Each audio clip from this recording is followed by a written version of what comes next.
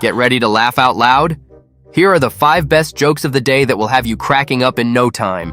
So, there's this hotshot big city lawyer, right? He's representing a railroad company against this old rancher who's suing them. Why? Because his prized bull went missing after a train passed through his property. The rancher's just asking for fair compensation for the bull, that's it. The lawyer's thinking, this is small town stuff, I'll wrap this up quick. Before the trial, the lawyer pulls the rancher aside and starts smooth-talking him. Look, let's be smart about this, old-timer. You don't want to go through all the hassle of a trial, right? Let's settle it now, no fuss. After some convincing, the rancher agrees to take half of what he was originally asking for. He signs the papers, takes his check, and they call it a day. Now, the lawyer's feeling all smug, so he leans in and says, "You know, old man, I've got to admit, I really pulled one over on you." The rancher looks curious, so the lawyer goes on. "Honestly, I didn't have a shot in court. The train engineer, he was passed out drunk in the caboose, and the conductor, he was sharing a flask with him. No one was even watching the tracks. I had no case, no evidence, nothing. I bluffed the hell out of you." The rancher gives him a slow smile and says, "Well, son, I'll tell you the truth. I was a bit worried about winning this case myself." The lawyer smirks. "Oh yeah? Why's that?" The rancher grins. "Because that damn bull wandered back home this morning." Huh? You ever hear about that old priest in a small town? His name was Father Sullivan, and he was just fed up with hearing confessions about adultery every Sunday. One day, he was up there giving an emotional sermon, and he said, "If one more person confesses to adultery, I'm hanging up my collar for good." Now, the congregation loved Father Sullivan, so they decided to come up with a little code. Instead of saying, "I committed adultery," they agreed to just say, "I've fallen." So every time someone had to confess, they'd say, "I've fallen."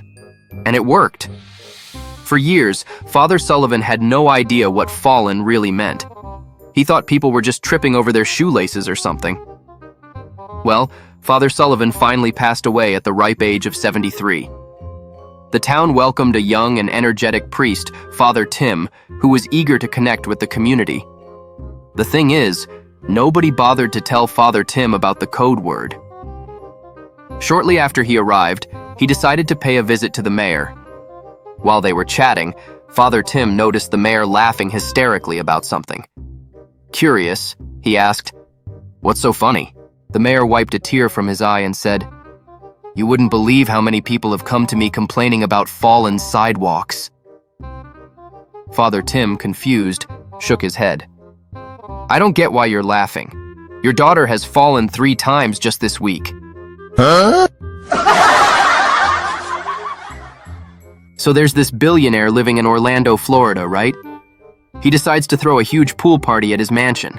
He invites all his rich buddies and, of course, his one local friend Tyler, who's the only true Floridian in the crowd.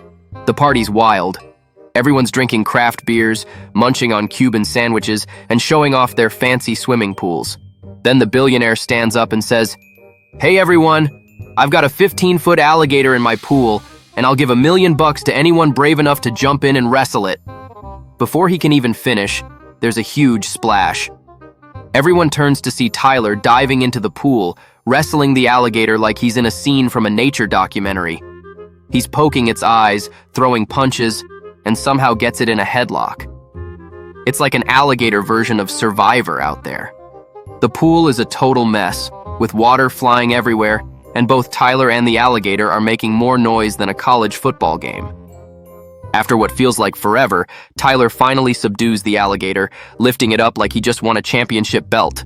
He climbs out of the pool, soaking wet and panting, with everyone staring at him in disbelief. The billionaire walks over and says, "Wow, Tyler, you did it! I guess I owe you $1 million. Tyler shakes his head, looking exhausted. "Nah, I'm good, man. I don't want it." The billionaire insists, "Come on, you've earned it. How about $500,000? Tyler replies, "No thanks, really." Now the billionaire is totally confused. "Okay, how about a brand new Tesla and some stock options?" Once again, Tyler says, "No, I'm good." Finally, The billionaire throws up his hands in frustration and asks, "All right, then what do you want, Tyler?" And Tyler grins, looking back at the pool and says, "I just want to know which one of you assholes pushed me in." Huh? So there's this young nun, right? She's working for a home healthcare agency, doing house calls for patients. One day she's driving around and, of course, her car runs out of gas. But lucky for her, there's a gas station nearby. She walks up to the station and asks to borrow a gas can. The attendant's like, "Sorry, the gas can's already out with someone else. You could wait for a bit." But the nun's on a tight schedule, so she heads back to her car, looks around for anything that might help. And the only thing she's got? A bedpan. Yeah, one of those bedpans for her patients.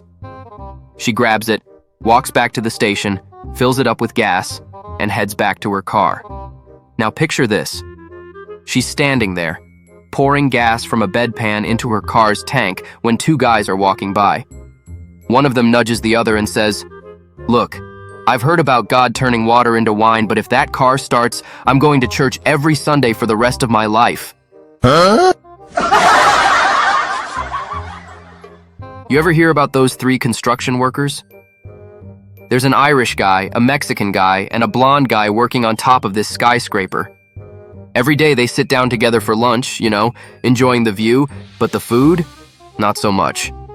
First guy, the Irishman, opens his lunchbox. He's like, "Beef and potatoes. Again, I swear if I get this one more time, I'm jumping off this building." The Mexican guy opens his, looks down and sees a burrito. He's had it. He says, "One more burrito, and I'm taking the express elevator, straight down." Now, the blonde guy opens his lunch. And what does he see? A peanut butter sandwich. And he's like, "If I see another peanut butter sandwich, I'm jumping too." Next day, lunchtime comes around. They open their lunch boxes. The Irish guy? Beef and potatoes. Boom! He jumps. The Mexican? Another burrito. Off he goes. The blonde guy? Yep, peanut butter sandwich. And, you guessed it, he jumps too. So now, at their funeral, everyone's grieving. The Irishman's wife is crying, saying, "If I knew he hated beef and potatoes, I'd have packed him something else." The Mexican's wife is sobbing, "If only he'd told me he was tired of burritos, I would have made him tacos." Then the blonde guy's wife steps up, shaking her head. She goes, "I don't get it. He packed his own lunch." Huh? Thanks for watching. Don't forget to subscribe to make your day even better.